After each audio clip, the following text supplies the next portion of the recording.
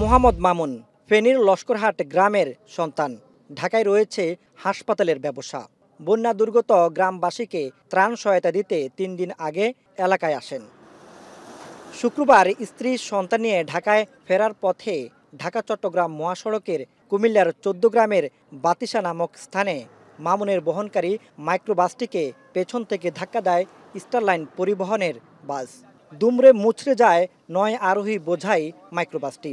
এ সময় মামুনের সঙ্গে প্রাণ হারায় ৫ মাসের ছেলে সাইফান ও শাশুড়ি সাজেদা খাতুন। একই দুর্ঘটনায় প্রাণ হারিয়েছেন চালক আলাউদ্দিন। মর্মান্তিক এই দুর্ঘটনায় গুরুতর আহত হয়েছেন মামুনের স্ত্রী, ৩ মেয়ে ও ভাই। তারা চিকিৎসাধীন অবস্থায় কুমিল্লা মেডিকেল কলেজ হাসপাতালে রয়েছেন।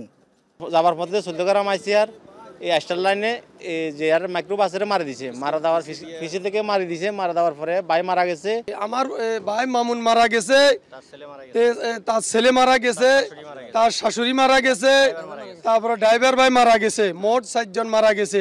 তার ওয়াইফ আছে, ওয়াইফের অবস্থা, তার ভাড়া আছে, ওদের অবস্থা ভালো না, ওদের অবস্থা সিরিয়াস। দুর্ঘটনার পর স্টারলাইন পরিবহনের চালক ও হেলপার পালিয়ে গেছে। দুর্ঘটনায় নিহতের স্বজনদের করা মামলা তদন্ত শেষে দোষীদের আইনের আওতায় আনার কথা বলছে হাইওয়ে পুলিশ।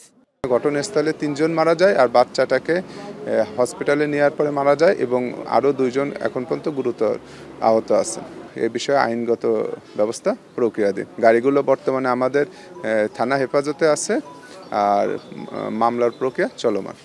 বাস যাত্রীদের দাবি, চালকের ঘুমেই কেড়ে নিল তাজা এ 4 প্রাণ। সঠিক তদন্তের মাধ্যমে দোষীদের শাস্তির দাবি স্বজনদের। মাসুদ আলম, এখন কুমিল্লা। শিয়া বাটার ও ভিটামিন ই সমৃদ্ধ lily glam beauty soap. Lily, always beautiful.